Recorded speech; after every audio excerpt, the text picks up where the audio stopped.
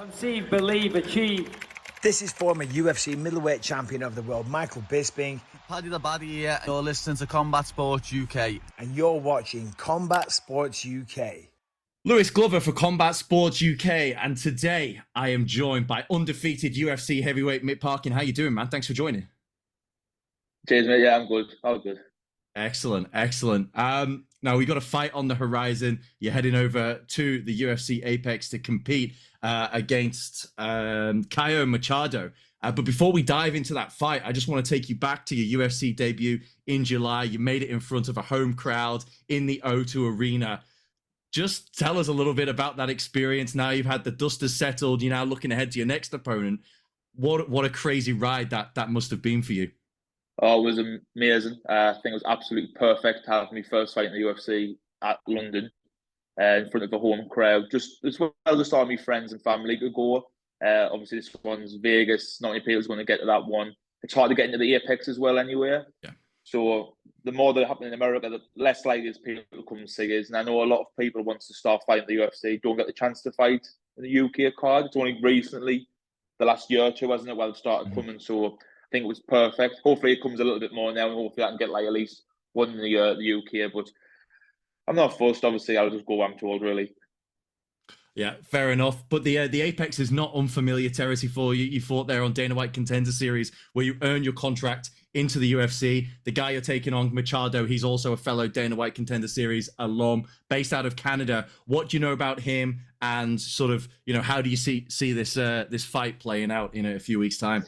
Yeah, so obviously I've been to the Apex once before. That's why I fought in the Contender Series. So I think there's a little bit more of a crowd when the UFC events are there. Because obviously the Contender Series, it was like really small. I think I got a few fans in there. I think obviously your opponent did, but I think I was next to like 100 people. I'm not sure. Yeah. But just by what I've watched on the telly, it looks like a little bit busier in the UFC. So it's still a little bit of a crowd, but I still think I'll have the same feel of like not being in like an arena sort of thing.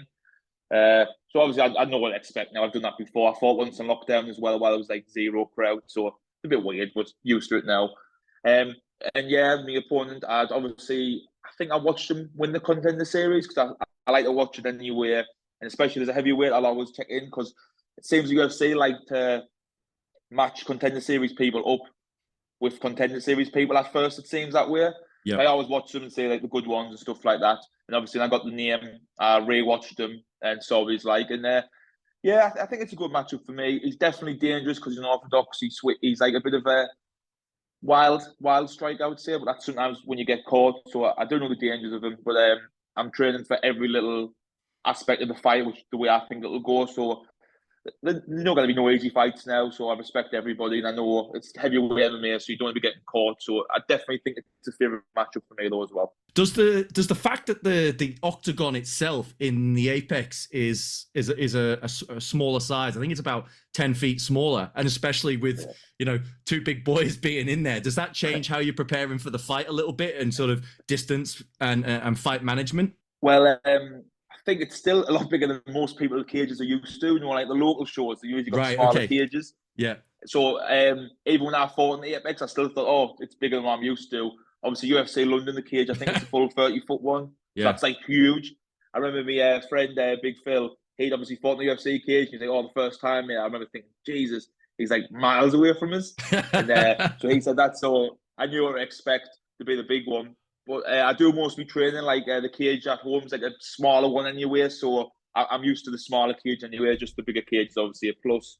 So I'll not be too fussed. And I think that the UFC PI, they've got a Apex size cage there, I think. I don't know if it's a full size one or Apex one. So I'll probably use the week off to do little stuff on the iPad stuff. So I'll be used to it now, everything. So yeah, but they definitely do it on the reasons for more for the knee running. Close to all and knockouts, and that's obviously what the UFC likes. So yeah. Definitely favour the small cage. I think they do. Brilliant. You mentioned the PI there. Have you had an opportunity to do much training there yet, or is that where you're going to sort of base your preparations out once you arrive in Vegas? So when I fought on the Contender Series, you can't actually go in the Contender Series unless you sign. PI unless you sign at the UFC. Yeah. But luckily, Paul Craig was in Vegas with us at the time, and obviously he was signed at the UFC, so he took us in and showed us. I did like a bit light session there, just the facilities as mint. So I think I'll go to Vegas just the week before. I'll not be doing a lot, but I'll probably just go there, do some pads, maybe sit there, like, there's like a jacuzzi there and steam room, probably just chill out, really. I'm not like killing myself cutting weight, so I was going to say, yeah. I just eat a little bit like less, really. I'm partly on weight now, maybe 2 pounds in the morning, I'm a little bit heavier. So I relatively eat good anyway, just I like to. But then going out there, obviously the food's a little bit different, so I will eat a little bit less just because it's different what I've usually eat. And then usually come fight week, fight day, I'm usually fine. I'm not, obviously, if I was massively heavy, I'd be worried, but I'm partly on weight now. I'd make it tomorrow, realistically. So I'll just eat decent, eat good still. Didn't like eat any takeaways, anything. And then, just take the PI. And I think that the USA supply with food as well, so that's half the battle. Obviously, Vegas is so big. There's quite a lot. Last time I went out, there was a place, it was called the Protein something or something like that. And honestly, the food you'll get for there for like $8-10 was like massive portions and really like fresh cooked, really good food. So it's easy to eat good out there as well, I suppose. Brilliant. Sounds great. Someone who isn't going to be having a comfortable weight cut is the one half of the main event, Mr. Paul Craig. It sounds like you've got a bit of a good relationship with him as well. If he's taking you around the PI, just your thoughts on him moving down to middleweight and his opportunity to crack into the top 10 when he takes on Brendan Allen, and just your thoughts on the matchup generally. So I used to do a lot of training with Paul, especially when it was like heavyweight. He would come down. TFD where I'm based in CMO. I'd travel up there with Big Phil and we'd do around. Just it's hard for big guys, stuff like that. Obviously, he's moved middleweight now, so he can still train, but he's big enough. But obviously, I think he's big and stick more the middles and light heavyweights. But I thought it was really good. I thought it would go two ways. He'd either be like really drained or he looked good and he looked great. So great. I think it's still a hard cut for him. I saw him in fight week. He was drained, but he was like, it's not nice, but I'm doing it. So he's not as he can make it now. So I think that's half the battle as well. So it might have been a bit worrying the first time making the weight having fought in, but he still looked like super shredded and in shape. And then fight day, he looked great on the fight day. So I think maybe it's a good move for him. I don't know if he's going to bounce between the weights or just start at middleweight now. Mm-hmm. But yeah, like his style, you can never write him off, can you? He's like his grappling's amazing. There's been plenty of fights where he's looked in like hot water and he's pulled out the bag. So everybody, even though he's a mean grappler, it looks like still people sometimes underestimate his grappling and grapple with him on the floor. And I just think they're absolutely crazy because his jiu-jitsu's like amazing. But yeah, so he's a good guy. So I think he's going out a little bit earlier. So I'll probably see him around the fight hotel and everything, chill out with him. So obviously he fought in UFC London, but I didn't see him too much in London. Yeah. Obviously, just before he fought, I wished him a good luck, and I thought he looked mint. Yeah, he's tough as they come, I think, Paul. Yeah, he certainly is, and what a great opportunity for him to break into the top 10 in such a short amount of time. Going to be a really exciting fight. I want to come back to your preparation now, and you obviously go and train over in Wigan with Tom Aspinall for I think you go once or twice a week. You're making that trip down there to train with him. Tom's plans have changed a little bit in the last week. So what's it been like? Just obviously you've got a great relationship with him. How's that changed what you're doing from a preparation perspective? And are you doing anything more regularly with him to help him prepare for a week before your fight as well? So Tom trains. He's a pro athlete. He trains all year round. Like even when he didn't have a fight, I was going there and he was like, "Oh, I'll just help you out." I'm fighting a southpaw, so he was going left-handed.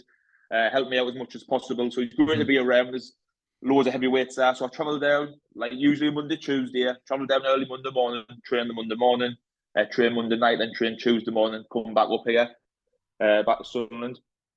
So it's perfect. Obviously, he didn't know he was fighting, but he still trains hard. He's always there, like even little finishes at the end that he doesn't have to do. He always jumps in with us before he knew he was fighting. He's like, "Oh, I'll do one with you."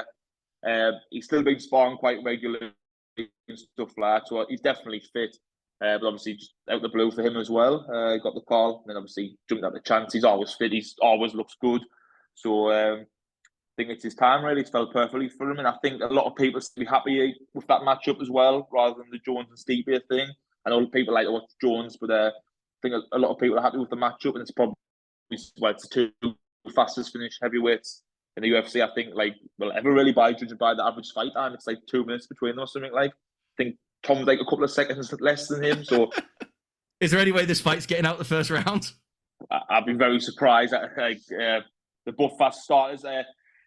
I don't know if Pavlovich might be a little bit standoffish because he knows Tom can grapple and wrestle. I don't know, but I can't see it. He's blowing everybody out, so I think he'll just go mega aggressive. But I do feel like Tom's got all the things to beat him, and Tom's very versatile as well. So I think it's a very, very hard fight for Pavlovich, but for everybody wants to see. So he'll be confident. He's like finishing everybody, but I'm training with Tom, and he's something special. So I do think he'll get the win in New York. Buzzing for him, absolutely buzzing when he told us he had to fight. Like over the moon for him. He's such a good guy as well. Yeah, I mean, I think a lot. He's a fan favorite these days, and he just seems, you see him in interviews, and he just seems his confidence is absolutely pouring out of his heart. He just seems like a completely transformed man, and he's ready for this opportunity to become heavyweight champion of the world. Are you going to be able to go and watch that fight, or are you going straight to Vegas? Are you making a stop in New York and then heading on, or what's your plan? I'm straight to Vegas now. I've already booked to go to Vegas. Like, I don't know if I'll get to America to be able to watch it because obviously it'll be a better time.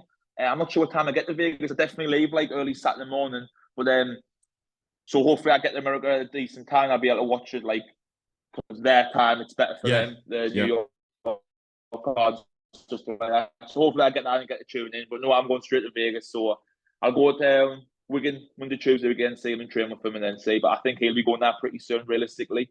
Sure. Obviously, he'll probably train maybe another week. I don't know if he'll be training a little bit close to the fight with a short notice, but usually I would have thought he had one more week of really hard training, and he'll probably travel over, I'd imagine. Brilliant. So I can imagine you're spending the majority of time in the gym, but what's your downtime looking like? Are you playing video games, watching Netflix? How are you unwinding in between your mad sessions with throwing around Phil and Tom? Well, usually I come straight back. I'm knackered, so I'll get food straight away. Jump in the shower. I need to have a nap every day. I'm pretty bad for a nap. I've like just 40 minutes every day. That usually sorts us out. Then before I go back to the gym in the night, I'll just chill out. I don't mind playing a bit FIFA and stuff like that. Usually I play a little bit less video games now, but I definitely still get on at least once a day. I would say get a bit of FIFA on or something like that, just to chill out. Then night time I usually come back, train, eat, get showered, and then try and watch a film. But at the minute I'm fast asleep so early. I'm like an old man, honestly. I feel you, man. I've just got a new baby, and we're not watching anything at the moment because we're just knackered. So yeah, I can relate. I started last night at like 10:30. I started last night at like 10:30. That's getting pretty late for us now. Yeah, like a late night. Yeah, really pushing the boat out. Finally, Mick, you've been really gracious with your time. I just want to ask you, since you are a heavyweight, about the event taking place in Riyadh tonight. We've got Tyson Fury in this event with Francis Ngannou. Will you be watching it? I'm guessing by your bedtime, probably not. But what do you think about these events? These events in general, these boxing, MMA crossover type events. Do you think they're just a bit of a circus? Have you got any opinion on them at all? I don't mind. I think like Ngannou's probably making more money than he ever has. I think like sometimes people deserve it when they've worked hard and that, but it's a big draw. People will watch it, and I think. Two people are making money. They've trained all their lives, and I'm not against them. I think it's better for Ngannou because obviously he'll be making crazy money, while like Fury's probably already made the crazy money. But it's just good to see two people getting paid really when they've trained all their lives for it. Yeah, fair enough. That's a great perspective. And I guess one last question, and I'll let you get going. But Francis Ngannou is looking for a viable partner for his PFL debut in mixed martial arts. I think your mate and longtime training partner Phil DeFries would be perfect for that kind of opportunity. A, would you like to see that happen? I'm sure you would. And B, how do you see that fight going if Big Phil steps in with Big Francis? Phil would love the fight. I think obviously they've promised like quite a big payday for the person to fight him. So I think Phil would jump at the opportunity. And again, somebody who deserves to be paid as Phil. He's being like top of the game, UK MMA for as long as I remember. He's always been the guy. And obviously, Ngannou's, I'm not going to say Phil Ngannou's crazy powerful, but I guarantee you, if Phil gets you down, he's he's probably the best top grappler I've ever come across. He's so strong, So I think Ngannou would be explosive in that, but if Phil gets him down, if Phil gets anybody down, he can beat them. He's kind of interested enough. I always have breakdowns at the gym where he's pinned and that, and I'm like, oh God, I'm useless. But he's got good technique as well, but he is the strongest man I've ever grappled with. He's so strong. But honestly, I would love for him to get that fight. I would honestly be over the moon for Phil to get that fight. I think it makes sense. He's like been undefeated for like 5 year KSW champ for however long and stuff like that. And who else makes sense for him? There's not many heavyweights who are on sign to like big organisations. So I think fingers crossed for him. Honestly, I've crossed everything for him to have that fight. It would be great. And then I'd probably get to call him as well. So it'd be somewhere a really big show, and I'd probably get to go there as well and watch. So it'd be even better. Brilliant. Well, Mick, you've been very generous with your time. I really enjoyed talking to you. And I just want to say we wish you the very best of luck in your fight coming up in a couple of weeks at the Apex against Caio Machado. Right, cheers, mate. Thank you. Bye.